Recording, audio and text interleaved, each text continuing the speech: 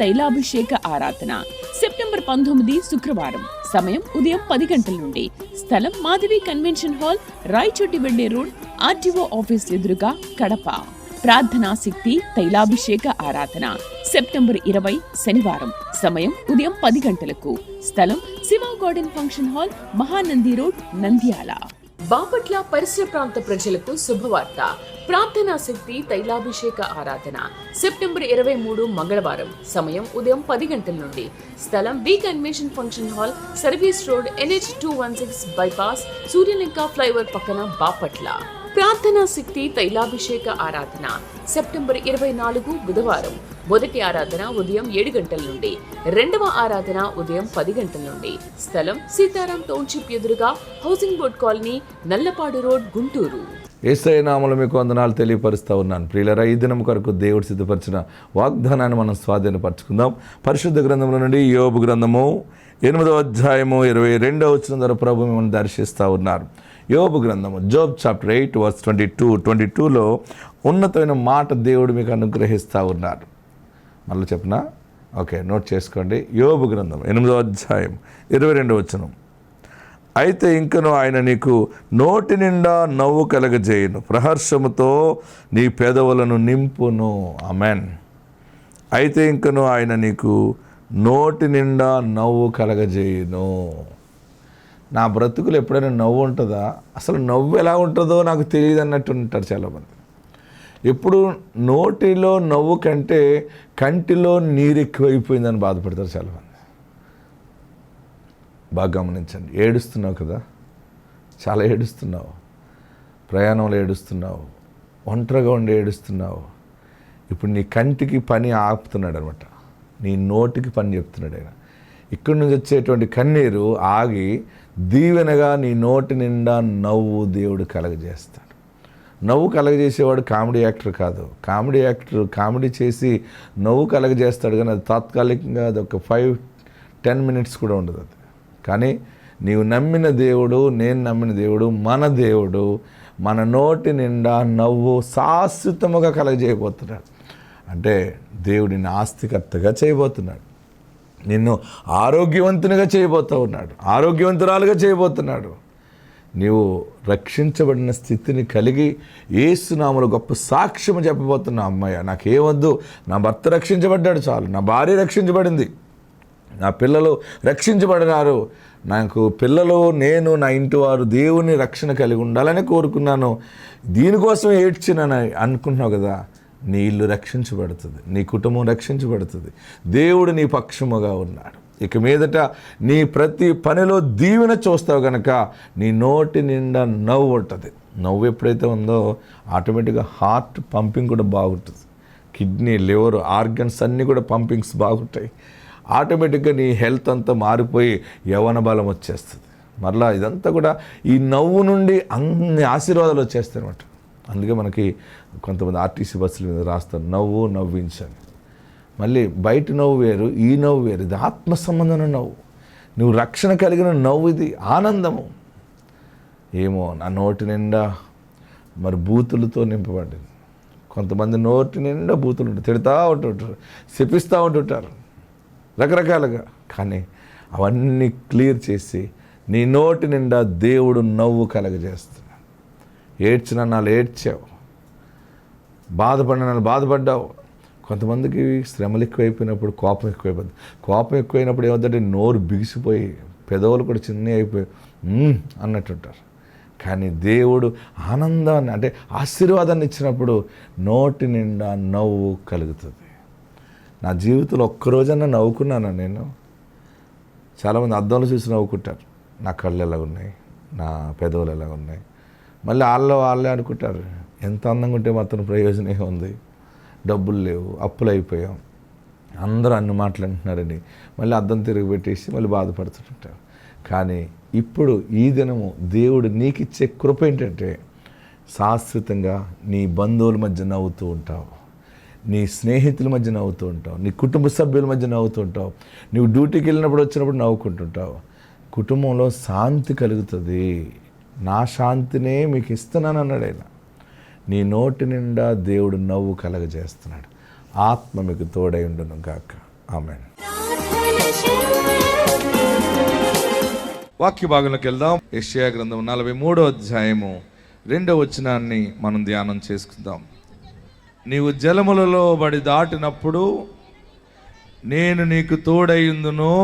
నాతో చెప్పండి, నీవు జలములలో బడి దాటినప్పుడు నేను నీకు తోడైయుందును.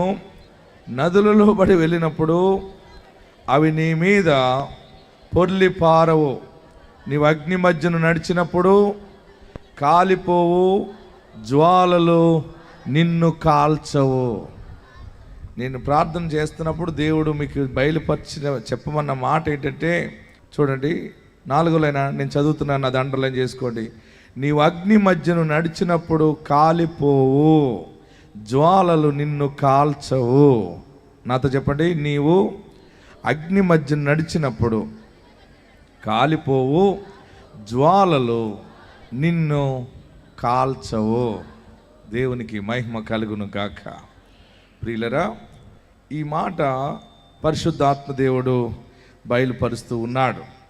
ఐజయా 43లో, యెషయా 43వ అధ్యాయంలో 1వ వచనంలో తెలుస్తుంది క్లియర్గా ఇది ఎవరికి దేవుడు అక్కడ మాట్లాడాడో.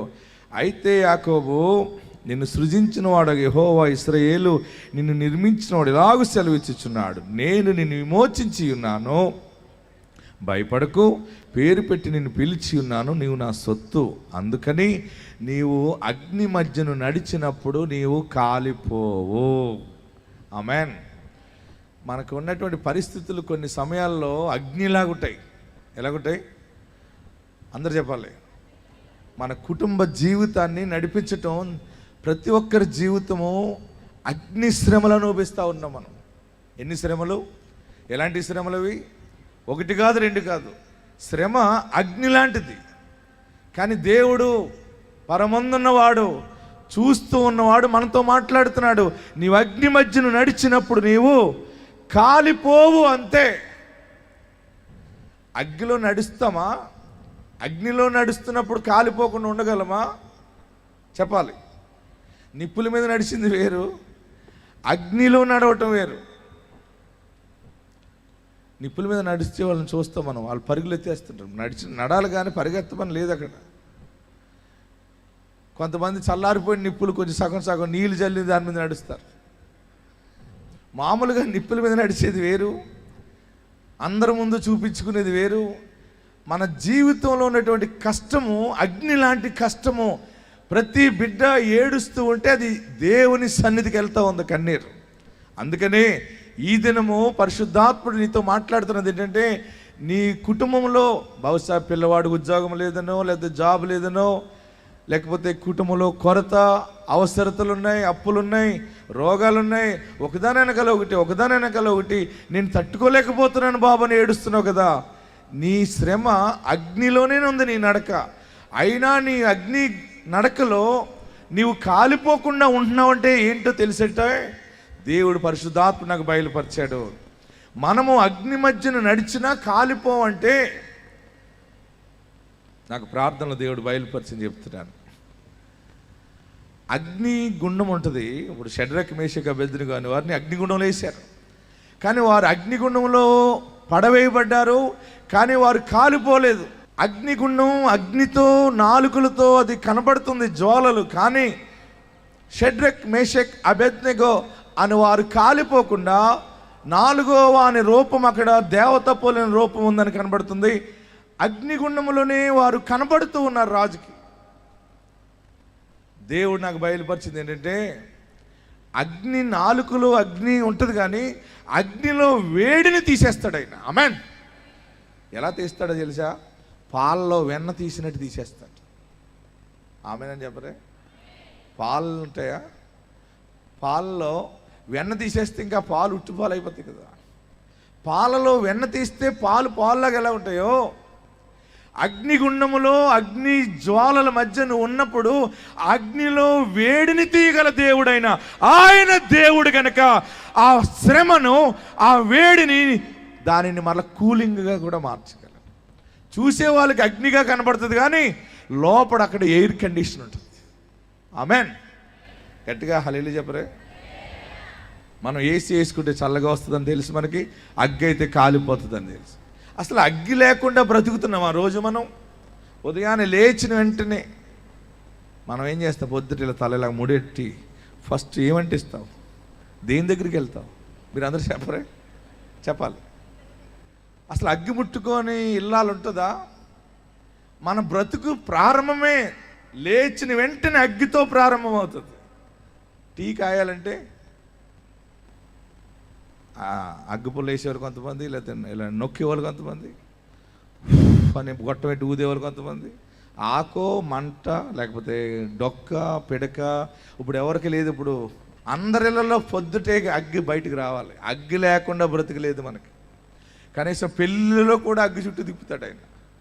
అగ్ని సాక్షిగా అంటే ఇలాంటి శ్రమలు వచ్చినా, అగ్గి లాంటి కష్టాలు వచ్చినా నిన్ను విడువను అంటే విడువను. ప్రమాణానికి అగ్గి కావాలి, టీ కాసుకోవడానికి అగ్ని కావాలి, ఆహారానికి అన్నిటికీ అగ్గి లేకుండా బ్రతుకులేదు. శ్రమ లేకుండా జీవితం లేదు. కానీ ఈ అగ్ని శ్రమలో పాలలో వెన్న బయటికి వెళ్ళిపోయినట్టుగా అందరికీ పెద్ద కష్టం కనబడుతుంది. అయ్యో, భర్త తాగుబోతుగా ఉన్నాడు, పిల్లలు ఇలాగున్నారు, ఈమె ఎన్ని ఇబ్బందులు పడుతుందో, ఏడుస్తుంది అంటుంటారు. కానీ వారికి దేవుడు నెమ్మదిని కలగజేస్తాడు. అది ఎవరికి తెలియదు. అది శ్రమలో పోరాటంలో ఉన్న మనకి, మనం పోరాటంలో ఉన్న మనం ఏమైపోతున్నాం అనుకుంటారు అందరని. కానీ మనతో దేవత పోలిన రూపమైన యేసు ఆత్మ మనతో ఉన్నది. నమ్మిన వారందరూ గట్టిగా చప్పటి కొట్టి ప్రభువుని స్తుతించాలి. అయితే యాకోబు, నీవు నా సొత్తు, నువ్వు భయపడకు.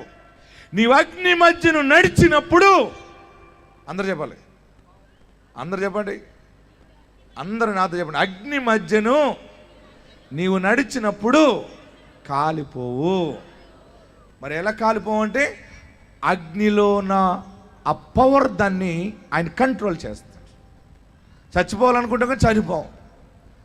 శ్రమల్లో ఇంకా అందంగా తయారవుతుంది తెలుసా మీకు? కష్టాలు ఉన్నప్పుడు చాలామందికి శ్రమలు వస్తుంటాయి. అయినా ఎవరింటికైనా పెళ్ళికి పిలిచినప్పుడు ఎలా రెడీ అయ్యి వెళ్తాం మనం? ఎరువో అరువో తెచ్చుకుని మొత్తం మీద ఎలా తయారవుతారు మీరు అందరూ? చక్కగా రెడీ అయిపోయి. దేంట్లో కూడా అసలు వీళ్ళు తక్కువగా కావట్లేదు. వీళ్ళు అసలుని ఇన్ని శ్రమలు ఉన్నాయి. మరి శ్రమలు ఉన్నాయని చెప్పి పాత కొట్ట చుట్టుకుని తిరుగుతుందా? ఈ చూసే వాళ్ళందరికీ ఏంటంటే శ్రమలు ఎక్కువైపోయినాయి కనుక వారు పాత వస్త్రాలు ధరించుకుని తల ఎర్రబోసుకుని మాకు కష్టాలు ఉన్నాయమ్మా అంటే వారికి మనస్సు నెమ్మదిగా ఉంటుంది. కానీ నిన్ను అలా పెట్టాడు నీ దేవుడు. శ్రమలున్నా రాజుబిడ్డగానే ఉంటావు, ఐశ్వర్యం ఉన్న రాజుబిడ్డగానే ఉంటావు. పరిస్థితులు ఎలా మారినా కానీ నీవు దేవుని చేత ఎన్నుకోబడిన బిడ్డవి. ఆమేన్, హల్లెలూయా. గట్టిగా హల్లెలూయా చెప్పండి. యాకోబుకి ఈ యొక్క మాటను తెలియపరుస్తూ, ఈ యాకోబు, నీవు నా సొత్తు, ఇశ్రాయేలు, నిన్ను నిర్మించిన వాడు ఎలాగూ మాట్లాడుతున్నాడు. భయపడకు, నువ్వేమీ భయపడకు. నీవు అగ్ని మధ్య నడిచినప్పుడు నీవు కాలిపోవు. ఎందుకంటే నీవు నా సొత్తు. ఆమేన్. గట్టిగా హల్లెలూయా చెప్పండి. ఈరోజు బలమైన మాట పరలోకం నుండి దేవుడు మనకిస్తా ఉన్నది ఏంటంటే, నీవు అగ్ని మధ్య నడిచినప్పుడు కాలిపోవు. ఎలాంటి అగ్ని వచ్చినా, ఇంకోటి తెలుసా మీకు? ఈ అగ్నిలో పరిశుద్ధాత్మ దేవుడు చేసే పని ఏంటంటే వేడిని కంట్రోల్ చేస్తాడు. వేడిని తీసి అక్కడ ఎయిర్ కండిషన్ పెడతాడు. ఏం పెడతాడు అక్కడ? ఏం పెడతాడు? చల్లగా ఉంటుంది అనమాట. ఎంత శ్రమ వచ్చినా కొంతమంది తిడతారే, ఇన్ని మాటలు అన్న సిగ్గులేదని. కంటే సిగ్గంటే నాకు మరి సిగ్గుపడే అవకాశం లేదు. ఎందుకంటే నా లోపల వాగ్దానం ఉంది. ఇన్ని వాయిదాలు వేస్తావు, అబద్ధాలు ఆడుతున్నావు, సిగ్గు లేదంటే నువ్వు చెబుతావు, నీకు నేను వాయిదాలు వేస్తున్నాను కానీ ఉంటే ఇచ్చేసేదాన్ని, ఉంటే ఇచ్చేసేవాడిని. కానీ నా దేవుడు నాకు సమయం ఇస్తున్నాడు, నేను అనా పైసలతో సహా నీకు ఇచ్చేస్తాను. అడిగేవాడికి మంట వస్తుంది కానీ వేడి పుడుతుంది, కానీ నీకు వేడి పుట్టదు. నీలో పరిశుద్ధాత్ముడు ఉన్నాడు. మనం కదిలిపోము. ఆమేన్. ఎంత పెద్ద రోగం వచ్చినా అలలోతో నావ కదిలిపోతుందని ఏడుస్తున్నావేమో, నీ కుటుంబం కదిలిపోదు. నీ కుటుంబం కాలినట్టు అందరికీ కనబడుతుంది, కానీ బొగ్గు అయిపోయేది కాదు నీ బ్రతుకు. బూడిదవటానికి కాదు నీకు వచ్చిన శ్రమ, సాక్షిగా మహిమపరచబడటానికి వచ్చిన శ్రమ అది. ఆమేన్. మనం అందరం అనుకుంటాం, చదువుకున్నాను, ఇంత చదువుకున్నాను, ఉద్యోగం లేదు, ఎక్కడికి వెళ్ళినా జాబ్ లేదని ఏడుస్తున్నావేమో. అందరూ పెద్ద చదివావు కానీ ఒక రూపాయికి ఉపయోగం లేదు, నువ్వు ఒక్క ఉద్యోగం కూడా నీకు లేదు, లేకపోతే నువ్వు పనికి మాలినోడు అని అంటున్నారేమో. అందరికీ నువ్వు పనికి రానివాడుగా కనబడుతున్నావు, కానీ దేవుడు నీ మీద ఒక ప్రణాళికను నిర్ణయించి పెట్టాడు ఆయన. ఆ నిర్ణయం ఏంటంటే బలమైన జాబులు అడుగు పెడతావు, బలమైన ఉద్యోగం దేవుడు ఇస్తాడు నీకు, అంతే. దేవుడిచ్చి తీరుతాడంతే. ఆమేన్. ఎంత పెద్ద రోగమున్నా, ఎంత పెద్ద శోధనున్నా, కుమిలిపోతున్నా, ఈరోజు గొప్ప అభయము దేవుడు మనందరికీ ఇస్తా ఉన్నాడు. నీవు అగ్ని మధ్య నడిచినప్పుడు కాలిపోవు. ఎంత పెద్ద కేసున్నా, ఎంత పెద్ద బంధకములో ఉన్నా, కట్టుకున్నవాడు, ప్రేమించినవాడు సడన్గా వదిలేసిన మరలా జుట్టు పట్టుకుని దేవుడు తీసుకొచ్చి నీకు అప్పగిస్తాడు. హల్లెలూయా చెప్పరే, ఇంకా గట్టిగా హల్లెలూయా చెప్పరే, ఇంకా గట్టిగా హల్లెలూయా చెబుదాం. అభాషణ అయిందని ఏడుస్తున్నావేమో, రాక వచ్చింది, ఇప్పుడు ఇలాగ అభాషణ అయిపోయింది ఏంటని ఏడుస్తున్నావేమో. మన సికింద్రాబాద్ ఒక అబ్బాయి మంచి సాక్ష్యం చెప్పాడు. 20 సంవత్సరాలకి, ఎన్ని సంవత్సరాలకి పిల్లలు పుట్టట్లేదు. ఆ యూట్రస్లో ఏదో పెద్ద ప్రాబ్లం ఉండిపోయింది. 2 సార్లు IVF చేయించుకున్నాడు. ఎన్నిసార్లు? 2 times IVF చేయించుకున్నారు. వారు 20 lakhs, 20 లక్షల రూపాయలు వారు హాస్పిటల్ కట్టారు. 2 సార్లు IVF చేయించుకున్నారు. ఇంకా ఎక్కడెక్కడ ఏదంటే అది ఖర్చు చేశారు. 20 లక్షలు ఖర్చు పెట్టి చివరికి ఏది నిలబడకపోతే వారు వేదనగా ఉన్నప్పుడు ఎవరో చెప్పారట, నువ్వు ప్రార్థనా శక్తి తైలాభిషేక ఆరాధనకి వెళ్తే అక్కడ నీకు కలుగుతుందని. వారు వచ్చారు, ఏం కావాలన్నాను, ఇలాగ ఉందయ్యా అన్నాడు. వారి మీద తైలమును తీసుకుని ప్రతిష్ఠ చేసి హస్తనిక్షేపణ చేసి దీవెన ప్రకటిస్తే ఆశ్చర్యం ఏంటంటే యూట్రస్లో ఉన్న ప్రాబ్లం అంతా క్లియర్ అయిపోయింది మొత్తం. వారు రిపోర్ట్ తీసుకొచ్చారు. నేను అన్నాను,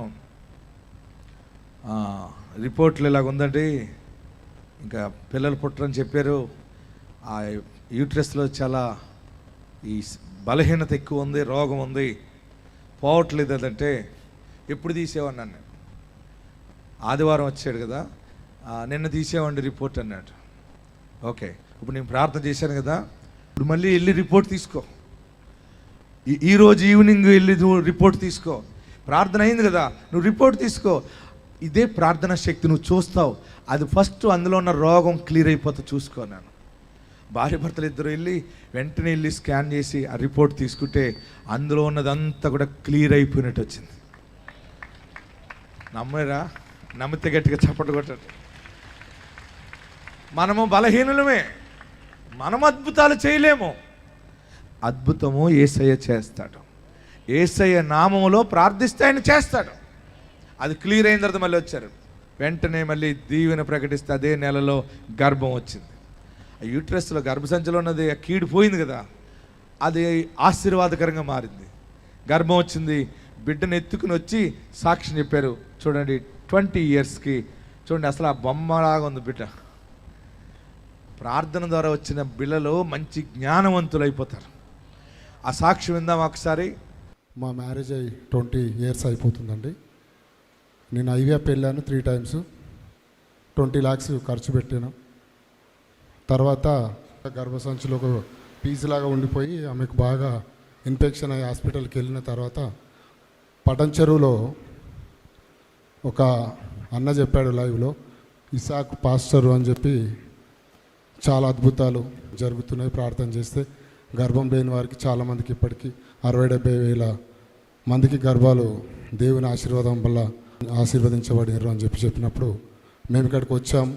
ఇక్కడికి వచ్చి పాస్టర్ గారు ప్రార్థన చేసిన తర్వాత మళ్ళీ సండే ఈవినింగ్ పోయి స్కాన్ చేపిస్తే ఏమీ లేదు, గర్భసంచి క్లీన్ అయిపోయి ఉన్నది. స్తోత్రం. అదే రోజు గర్భసంచి క్లీన్ అయింది. మళ్ళీ మా భార్య అదే మంత్ ప్రెగ్నెంట్ వచ్చేసింది.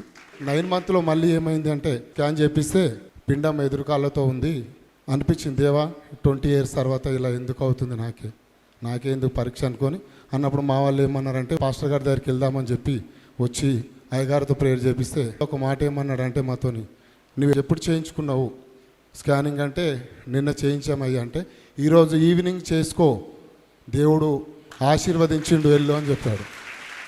సండే ఈవినింగ్ మేము స్కాన్ చేపిస్తే పిండం తిరిగిందండి. దేవుని ఆశీర్వాదం. మా పాప పుట్టి 3 months అవుతుంది. 5 days తక్కువ. దేవుని ఆశీర్వాదం వల్ల, మా పాస్టర్ గారి ప్రార్థన వల్ల మనం దేవుడు ఆశీర్వదించి 20 years తర్వాత మాకు కన్విన్స్ అయింది. అందరు గట్టిగా చప్పట్లు కొడదాం. 20 years. ఎన్ని ఇయర్స్కి? 20 lakhsకి వచ్చేయింది అన్నాడు ఆయన. ప్రయత్నాలన్నీ జరిగినాయి కానీ దేవుడు ఉపకారి. ఆమెన్. చక్కని బిడ్డని దేవుడు చెడు దేవుడు మిమ్మల్ని దీవించును గాక. 2 సార్లు IVF చేయించుకున్నా. ఎన్నో కష్టాలు పడ్డ పిల్లల కోసం. అయినప్పటికీ కూడా నేను దేవుని చర్చికి ఇంకెందుకు వెళ్తావు, నీకు ఇంకా పిల్లలే ఇస్తలేడు కదా అని అందరు అనుకున్నా కానీ నేను ఎప్పుడు కూడా దేవుని చర్చిని వెళ్ళక మానలేను. నాకు అన్నిళ్ళకు ప్రతిఫలం ఇచ్చాడు. 2 సార్లు IVF ఫెయిల్ అయిపోయినా కానీ హాస్పిటల్ వెళ్ళినప్పుడు నీకు పిల్లలు పుట్టారమ్మా అని డాక్టర్ చెప్పిండు. దేవా, ఏ డాక్టర్ చెప్పినా నువ్వు పరమ డాక్టరు కాబట్టి, నువ్వు డాక్టర్ల కంటే పరమ వైద్యుడు, నన్ను ఎప్పుడు కూడా నువ్వు విడిచిపెట్టు. దేవుడు నాకు నార్మల్గా గర్భఫలం ఇచ్చాడు. మన కన్నీటిని తుడిచే దేవుడు యేసు దేవుడు. Amen, amen. గట్టిగా హల్లెలూయా అందాం. ఎందుకంటే ఇది కన్ను కట్టుగా అవుతుందా, ఇది మాయ చేస్తే అవుతుందా, మ్యాజిక్గా అవుతుందా? అది ప్రార్థనకు అవుతుంది. ఆమెన్. ఇక్కడ మంచి మాట ఏంటంటే ఈరోజు మళ్ళా చెప్తున్నాను మీకు, నీవు అగ్ని మధ్య నడిచినప్పుడు కాలిపోవు, జ్వాలలు నిన్ను కాల్చవు.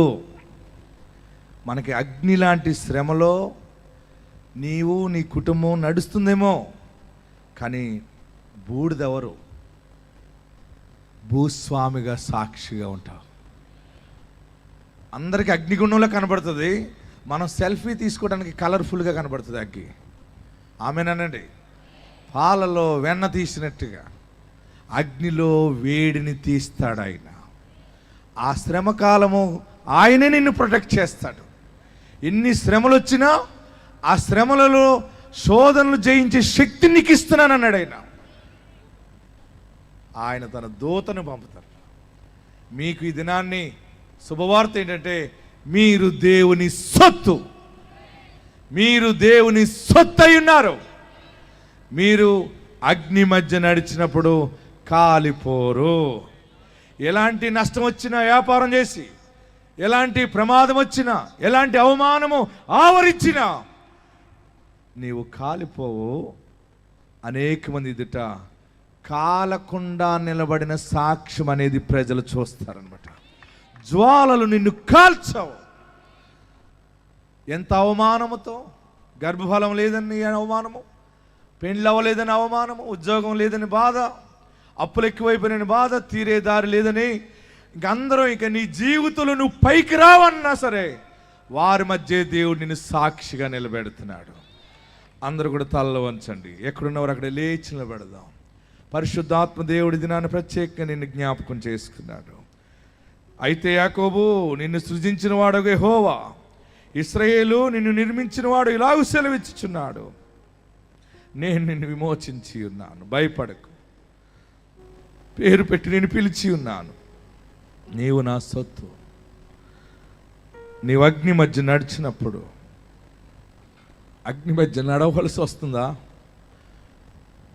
అప్పు చేయకుండా పని అవ్వట్లేదయ్యా, అప్పు చేయవలసి వస్తుంది. అప్పు తీర్చే విధానం లేదు, ఎలా తీరాలి, ఎలా తీరుస్తానని ఏడుస్తున్నావేమో.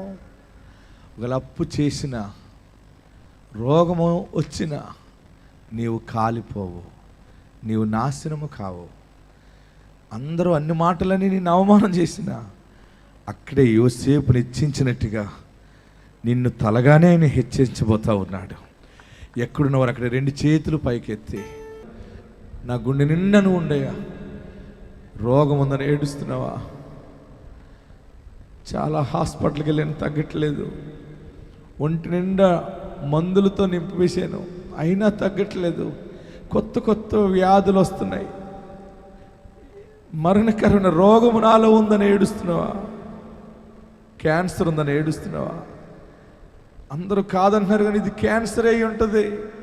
అందుకే నేను ఇంత కుమిలిపోతున్నాను, నన్ను కృంగదీస్తుందని ఏడుస్తున్నావా? నా రక్తంలో మార్పు వచ్చిందని ఏడుస్తున్నావా? అయ్యో, నా శరీరం పాడైపోతుంది, నా కన్ను దృష్టి తగ్గిపోతూ ఉంది, నా జీవితం ఇలాగ అయిపోయిందంటే బాధలో ఉన్నావా? నా బ్రతుకు ఎలాగుందంటే నా భర్త జీవితం ఎలాగుంది, బిడ్డ బ్రతుకు ఎలాగుంది, మేము భరించలేని శ్రమలు శోధనలో ఉన్నాం. ఈ అగ్ని మధ్య కాలిపోయి నాశనం అయిపోతావేమో అని ఏడుస్తున్నావా?